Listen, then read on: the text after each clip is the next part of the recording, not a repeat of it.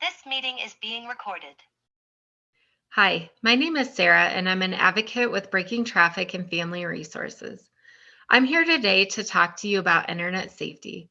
I know that most of you have probably already heard about internet safety. However, I'm hoping that you are able to take away at least something different you haven't heard before. Also, I want to hear from you. You guys are the experts. So I will have a booth set up with Breaking Traffic swag, and we'll just be there to answer any questions, or if you have any feedback, I welcome all feedback. Please stop by my booth after this. I want to ask you a question. If you were to be anything you wanted to be, what would that be? What if I were to tell you that with hard work, determination, and making healthy choices, you could be anything you wanted to be, and you could go anywhere you wanted to go? Life is full of choices, and if we continue to make healthy choices, you can do anything you set your mind to. So what does choices and the internet have to do with each other? Everything. When we keep this in mind, this can help us to choose to make healthy choices to take us where we need to go. We have the ability also, we have the option of making poor choices, which have a negative impact. Both choices can stay with us forever, so it's important that we have all of the tools to help us choose wisely. Let's talk about TikTok, Snapchat, and Instagram. What do they all have in common? They all have mapping features. So it's important to turn our location settings off so that we don't have people that are following us, that we don't have unwanted followers or people that want to do us harm. When posting a picture on social media, it's important to be aware of our surroundings. Um, just taking a picture of yourself or a picture without the background can limit people from knowing where you are. Another idea would be, if you wanted to take a picture and post it on social media, try to wait till hours after you have left the scene. Try not to post it in real time. Let's talk about online gaming. Although online gaming is fun, it can be easy to overshare. So we want to try and limit our conversations to the game, or you can also mute yourself. Some things to try to avoid sharing online gaming um, would be like your full name, your address, how old you are, what city or state you live in. Also, try to avoid telling the person if you're home alone or not. Some examples that I've seen for oversharing on social media could be like posting your driver's license, which has your name, your date of birth, and your full name. Another example could be, I've seen someone having a bake sale and posting their address online of where the bake sale would be. Another example would be like posting the job that they work at, which also had the city and state. Let's talk about TikTok. TikTok has a lot of different challenges. Some of these challenges, because people they want the likes and the followers. Some of these challenges have been deadly. The people, they are doing whatever they can just to get the most likes and followers, and have ended in some deaths. This also is true for photos. Um, People are wanting to be liked so badly that they are sending nude photos to get more likes and followers. Something to remember is that when getting more followers, we are opening ourselves to being more accessible, and more people are wanting to do us harm. So many kids are wanting to be liked, to be followed, to be popular or famous, but at what cost? Studies have shown that there have been 80% of youth that have sent over a nude picture. Something to keep in mind is that if you are a youth and you are sending over a picture, you could be charged with child pornography. The same is true with receiving a picture from a minor. Remember that we can never get a picture back. Once it's sent, then other people can share it and we can't take it back. Let's talk about human trafficking. Human trafficking is the buying and the selling of another human being through force, fraud, or coercion. Examples of force could be like physical violence, fraud could be like fake relationships or fake promises, and coercion is like mind control or manipulation. 76% 76 I'm sorry, 76% of human trafficking happens online. This could also be like somebody selling another person's picture. A trafficker's main goal is to target, recruit, and exploit. They prey on vulnerabilities like your age, homelessness, if you're having problems in the home, etc.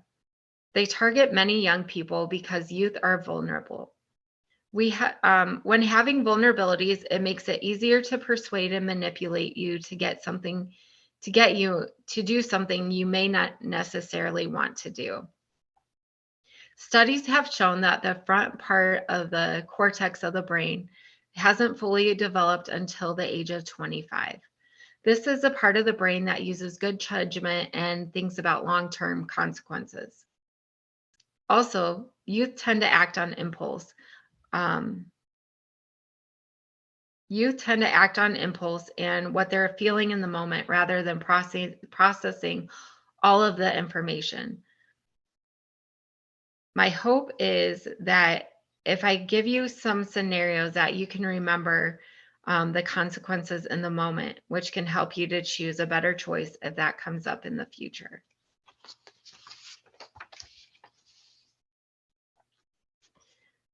All right, so let's go back to human trafficking. Once a trafficker targets someone, they try to build a relationship and get the person to trust them, which is called the grooming process.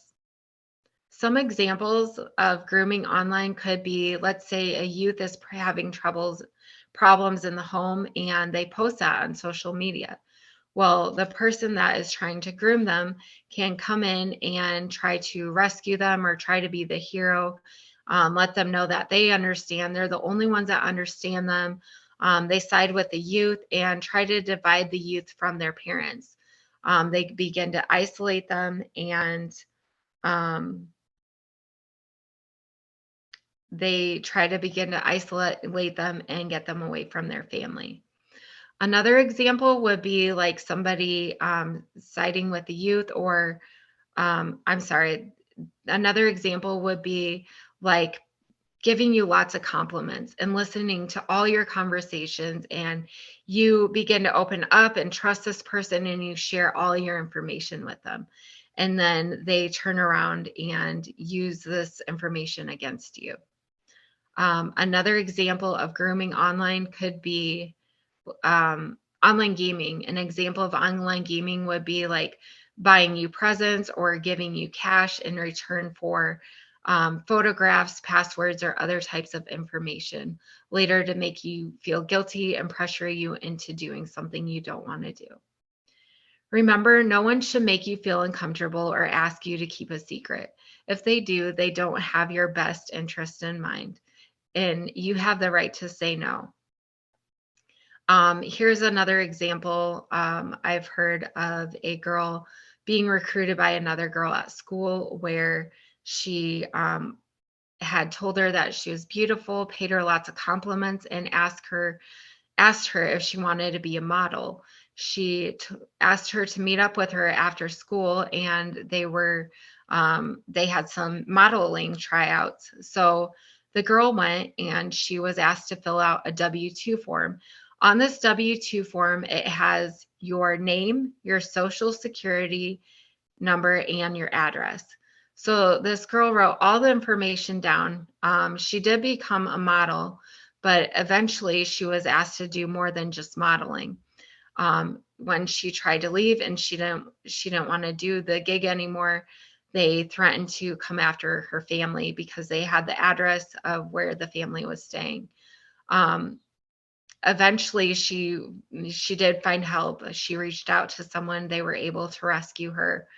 And so this isn't a story to scare you, but this is just to make you aware, and to talk to people if this opportunity comes up, or other opportunities come up. It's important to talk to a trusted adult. Let them know what you're thinking. Ask them their advice. Also, if you are wanting to meet in person, like let's say you have been talking to someone online and now you're wanting to meet in person, make sure to take somebody else with you. Tell somebody where you're going. Leave as much information as you can. Um, and also meet in public. So meet somewhere that there's a lot more people.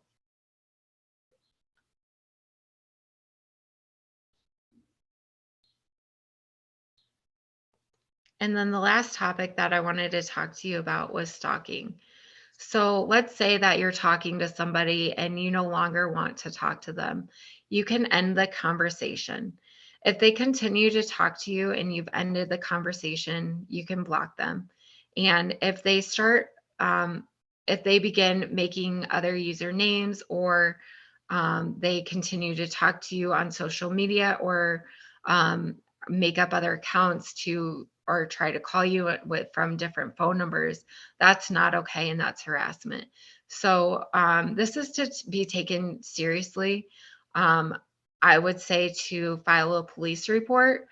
Call the police right away, file a police report. And in some instances, it may need to get an order of protection. This is just a legal document stating that this person cannot come near me. Um, with that in mind, it's important to have the person's last name and the address of where they're staying. Hopefully that doesn't happen, but just if it does in the future, you know where to go. Always report it to the police.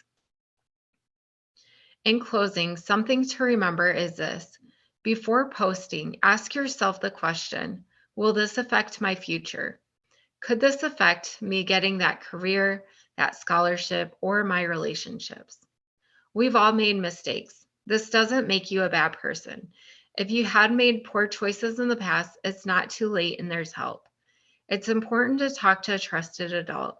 This is someone who has your best interests and can help you process through these emotions and help you get back on track. If someone has tried to blackmail you or gotten you to do something you didn't want to do, it's not your fault. You can report this and there's help. This is a judgment-free zone. Please see me after if you need to talk about anything or are wanting more resources to get help. Remember, you're not alone and there's always help. Thank you.